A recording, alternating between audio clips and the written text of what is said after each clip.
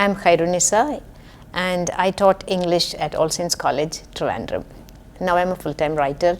I created the fun character Butterfingers for Tinkle, and now there are a series of books, the Butterfingers series.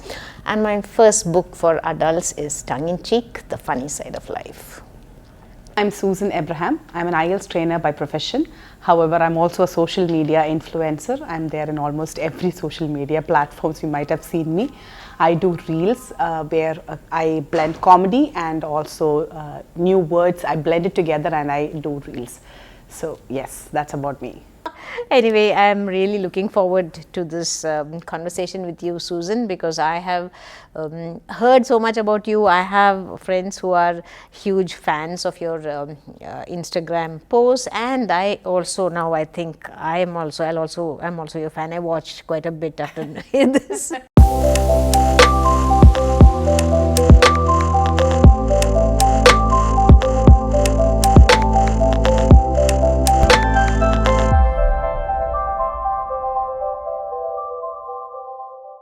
Anyway, very nice to meet you. Lovely to meet you, actually, yes, Susan, really because nice I've heard about you here, and after that, I've heard about you, but I had not really seen your reels. Or you haven't? Yeah, I hadn't, but I've heard, and then I was rather curious, Inkheart, and a friend of mine, she's a great follower of yours, so she told me about you, and then I saw you. I would say in my case, I knew about you. It's just that I didn't know it was you because we've been reading the character Butterfingers. I mean, the character in the Butterfingers from a very young age, especially in Tingle. But in those days, I think the character is all what we focus. We never know who the reader is. But then, not those days. These days also. The writer, yes, the writer, of course, and then finally I get to meet my childhood character's creator. So let us know, ma'am, how actually did you get into that character as an, I mean, what made you feel that character has to be, I mean, obviously it should be some sort of an observation from someone. More than an observation, it was actually something that happened at home, because this name Butterfingers, or this word Butterfingers, has been in the English language. Yes. So some people think that I created it. I wish I had. But it has been there for some centuries with the same meaning. Okay. A clumsy person, someone who drops things. Someone who drops. Yeah. So in my house, we are a big family, large family, 8 children. I'm the youngest. Okay. Yeah. And all are readers. So that explains several things, why I like to read. But Butterfingers is what we used to call one another when somebody drops things. Oh, okay. So that is a familiar phrase or a word, you could say. And when I wrote my first story, I thought I will make the main character Butterfingers, because I was thinking of a cricket-based story. Okay. Cricket-based story, dropped catches. Yeah. And I wanted it to be a fun story, a humorous story. So that was how Butterfingers happened, and then it clicked, the character. Yes. Yeah. So that is. I think it was a month back when I happened to visit one of my friend, and her daughter is actually, she's a voracious reader, and she started reading it from a very young age. So she had all these books, and I saw this book Butterfingers, and I was like, I didn't know. It rang a bell. It rang a bell. I didn't know the character, but even though know the character, I didn't know the meaning of Butterfingers. So it's quite obvious from his. You should have just taken the book and dropped it. Then you would know the meaning. I just went online to just find out what exactly the meaning is.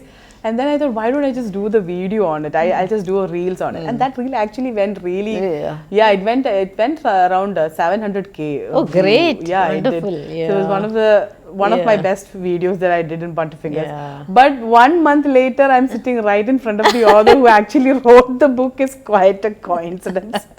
Anyway, I am also so happy to be here, because I was looking through your reels, and I was really impressed with how you, I like humor very much, and how you managed to mix a humor with getting the context for a word. Yes. So I would like to ask you how you came upon this, because normally I know you're an IELTS trainer, and usually they are very serious people. I know some of the British Council trainers. Yes, they are. In private life they are maybe, but when they are teaching they are very serious. But you are bringing that into your words. when I was teaching also, I used to make my classes interesting by bringing in humor, but not the way you are doing, you know, Yes. because you are teaching something. Yes. But in your case, you are teaching specific words, phrases. So how did you come across such a win-win thing? I did my schooling in Dubai. So I used to be like in and out of Dubai. Like 5 years I would be there, then I would come to India and then study for a while, then go back to India. I mean, then go back to Dubai. Dubai, yeah. So this was happening for a while, and it really affected my language because when you're in Kerala, you tend to use only Malayalam and English just goes away. And after 3 years, when you go back to Dubai, they have developed in their English, but since I was using Malayalam for a very long time, when I went back, I found it very difficult. Okay. So each time I go, I found a difference between the teachers who taught me English. Okay. So the first teacher who taught me English, she was very particular about the system. She was very particular about the pronunciation, the structure.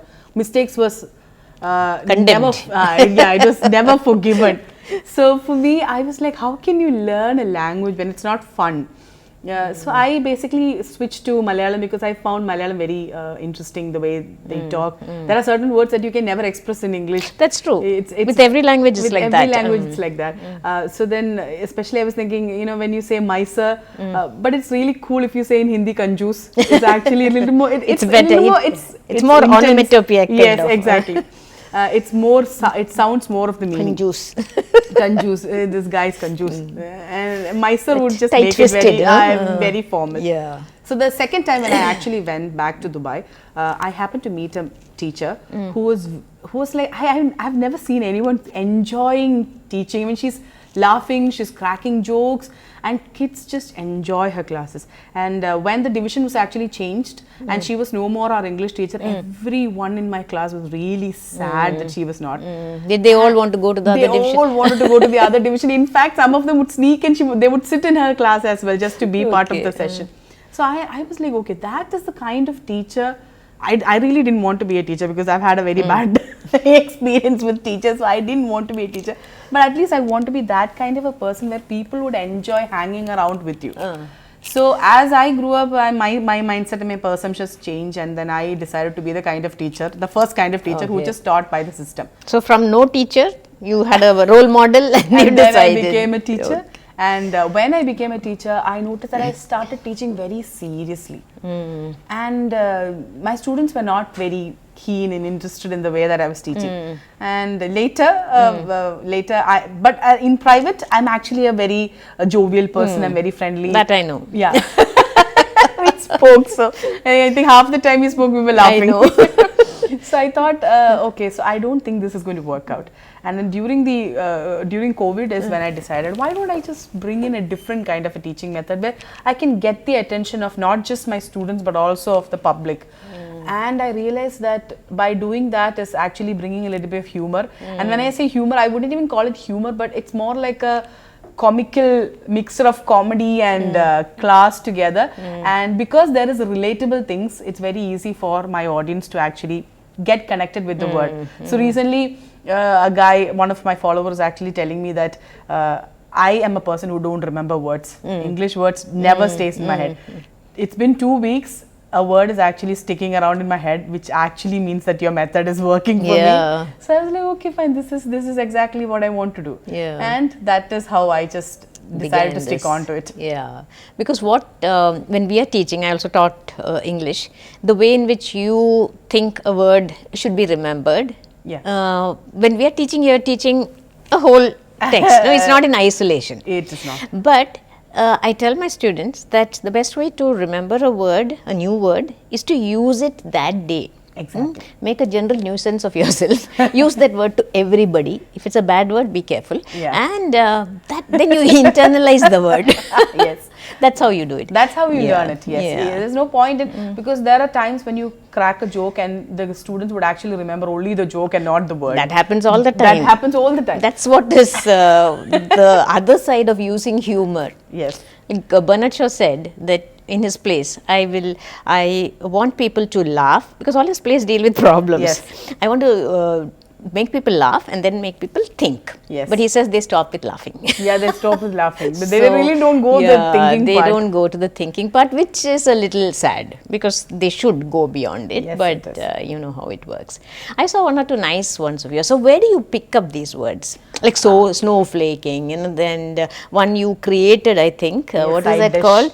Side dish. I thought that was very nice. Actually, it's got a negative and a positive thing. So the negative is actually being someone ignored. Ignoring you side dish, but at the same time, side dish is something that makes the whole meal complete. So it can be used in a negative and a positive way. You can say that your side dish in the sense you are the embellishment of the whole meal, or you can also say that your side dish because you are ignored and rejected. On the side. No, not yeah, the same. So this words, it's actually quite a work. I have to like sit. For example, if I decided to, I usually make a script, a story, and in the story I find out a place where I can actually add a vocabulary. So I'll think in Malayalam, okay, this is the word that I'm planning to do. And I find a English replacement for the Malayalam word. And then I go behind that English word and find out if there is any informal side to it. So obviously when you go to the informal side, you actually go to the tree, the Greek, Latin tree, and then you go the whole to language, the whole family language tree comes in. So then in that, I will actually find out any derivations or words which are being divided, take that particular word and go for the synonyms. And in the synonyms, you'll get more words. Again, I go to the deep root of the word, and when you go, in the process, you'll come across words which you've never heard before. Yeah. But there is a risk to it.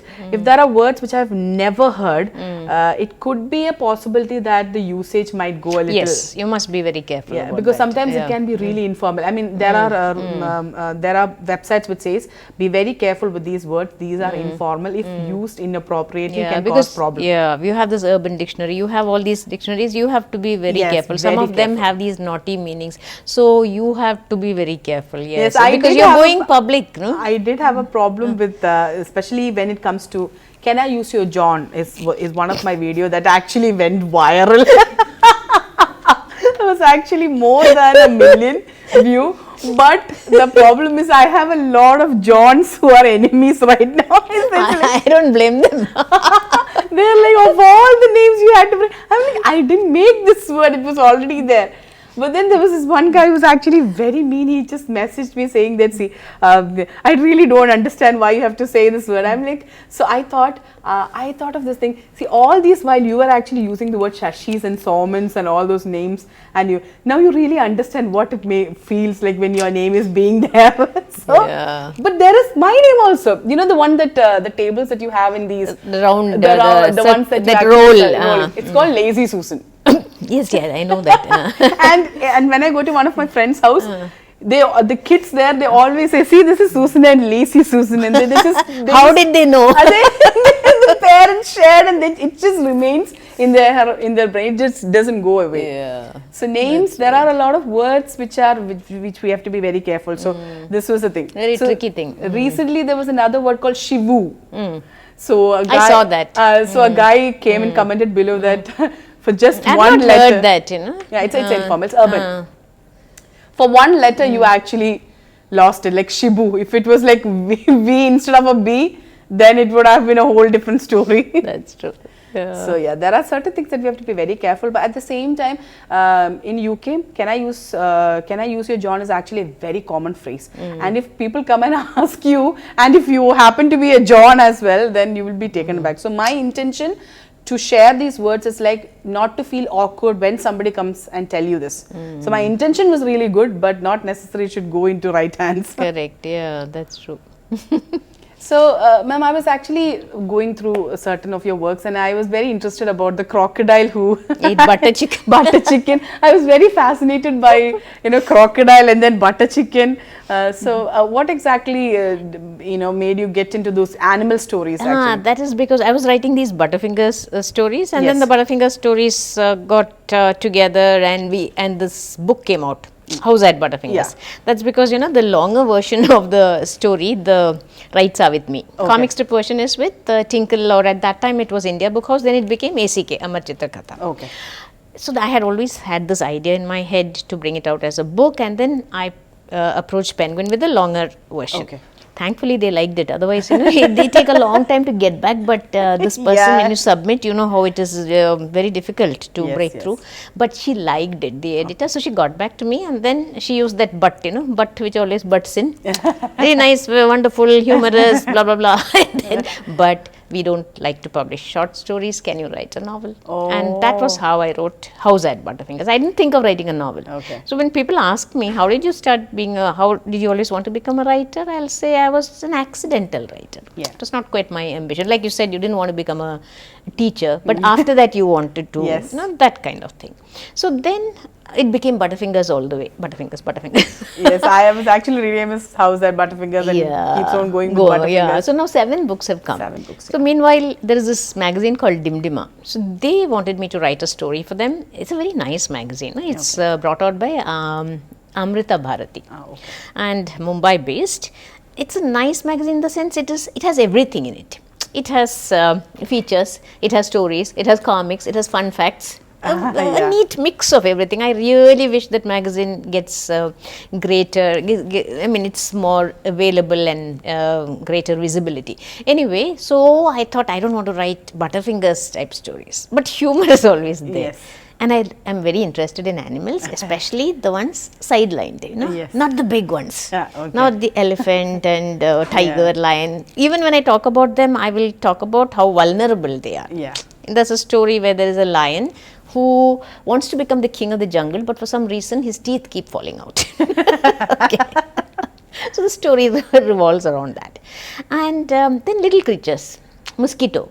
They are pests actually, rats. I wanted to make them heroes, at least in my book. And that was how I started this. But this particular story you're talking about, that is based on at least you have that main idea. You get it just like you get inspired for words. The inspiration comes from anywhere.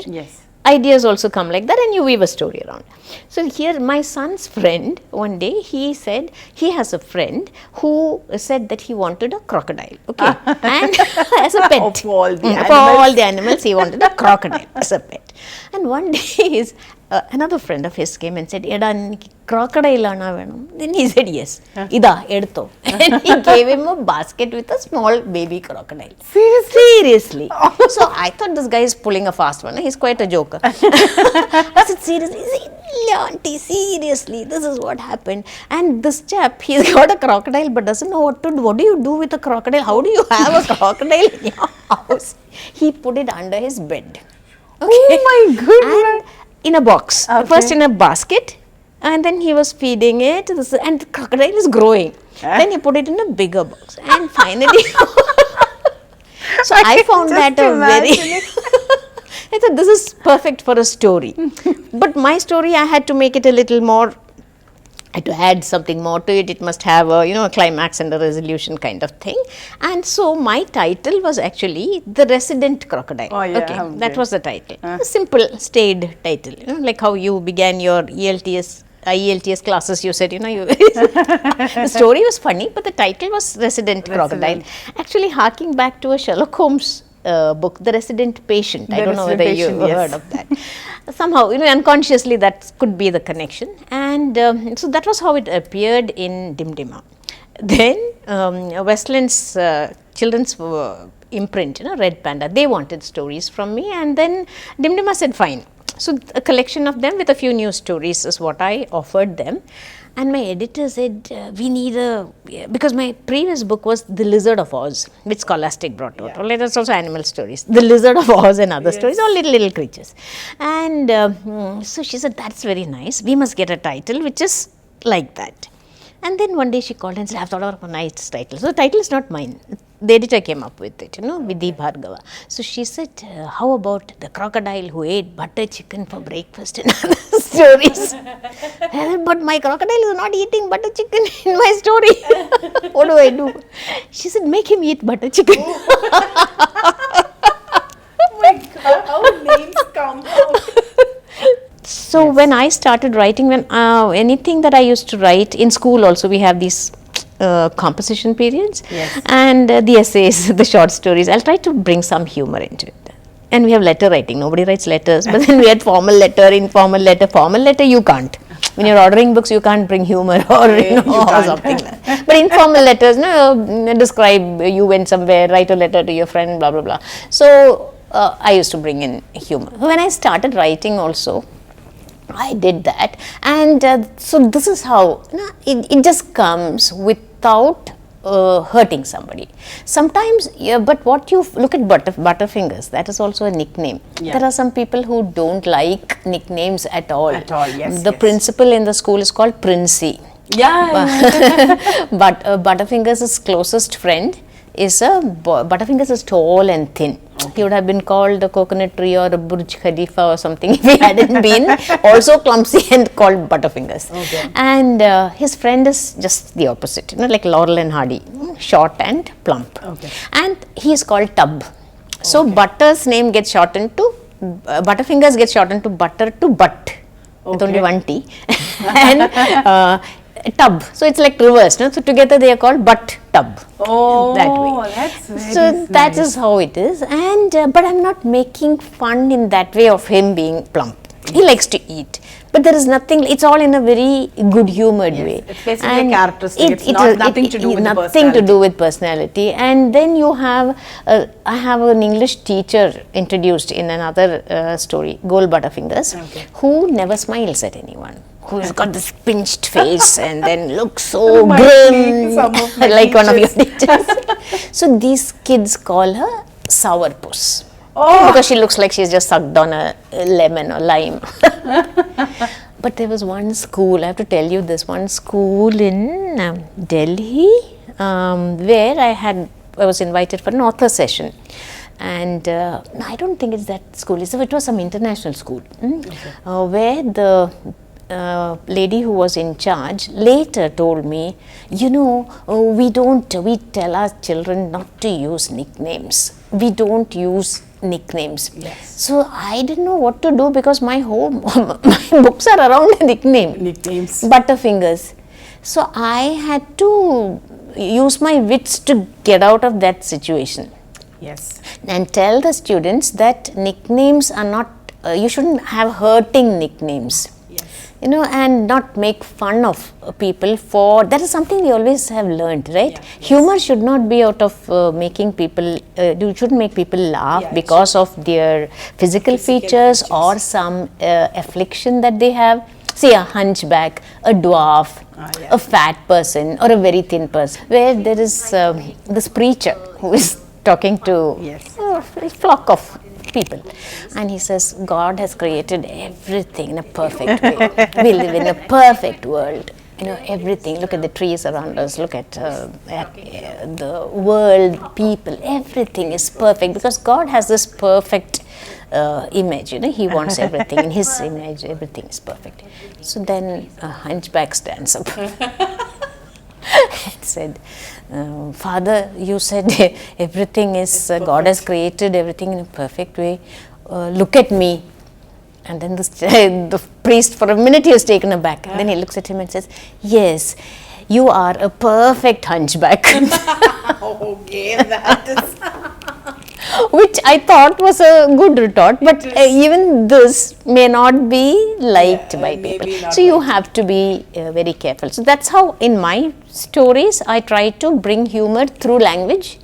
I love language. I like to play with language. Enjoy that. Then through situations, what happens and how these people, generally very clumsy and doing the wrong things for the right reason. Yes. So there are lots of pitfalls. And these are good, well-intentioned boys. Because I don't want the children who are reading to get the wrong idea. These children don't study particularly well. One or two of them do, because the contention is that Butterfingers feels that for somebody to be first, second, third, there should be students below that, right? Oh, yes. He will make up all that. He will be somewhere at the bottom so that others are first. And that kind of a fun thing. And even teachers. And this teacher who is nicknamed Sourpuss, later I don't want to tell you more about the story, what happens and so on. But the teachers also, they have affection for the children respect them. So that kind of thing, So these kind of things are woven into the story. But basically it is humor without hurting. Just one last question. Why did you think of Inkheart? Inkheart is basically a movie which was released a long back, and the movie is actually about it's a I think which language? it's in English. English language. I've not heard Yeah, of it's that. Braveheart I've heard of. Not Yeah, even. it was a famous movie. Really? It's as famous as Harry Potter. Oh really? I Yeah. don't know how I missed that. And I think it's a book as well, Inkheart. And so this character in it, he is very good with writing. And as he writes, the character comes alive. Okay. I think that's how it is. I don't remember. It's long back. So when this movie had come, I was so inspired by that. I mean, you need to be an author who can write something and the characters coming into life. So what happens is that some of the characters from the book escapes into the world, and they are actually villains, and they're creating problems in the world. Yes, now I remember. You remember? Yeah, and yeah, then this yeah. guy is actually writing, he's turning everything back into good. Yeah, and and then yes, I get Remember it. Yeah, this? yeah, Yeah, now so I get that it. is the Yeah, reason that is why the Inkheart. Okay, I I get think it. I was And then so- he's in such a fix, because he has brought all these He's characters. and then he's worried, he goes to a place and then starts writing and getting and all the these characters villains back. are out and Yes, so that is the movie that really inspired me, because that was so much. I'm a person full of imaginations. I used to be a kid who used to think so many things, and my parents used to have a lot of trouble with me because I used imagination to such a level that whatever I said had a lot of exaggeration, which can be technically termed as a lie as well, because exaggeration is very close. it's actually stretching the truth. Just stretching the truth, yeah.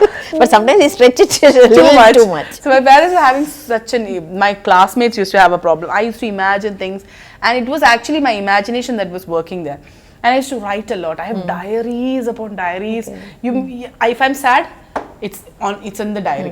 It's in the diary in such a way it'll just go like that. I shouldn't have been born, and that. It Okay, just goes all on that, very okay. emotional, and then at the end I would write something that would encourage me. I'll get back. So the next page again, if I have a problem, I'll start with Again. a problem and end with Okay. an encouragement. But I was That's very serious. my greatest fear. People will read your diary. Because it's confidential, that makes people want to read. Yes. You know how don't do means you have to do.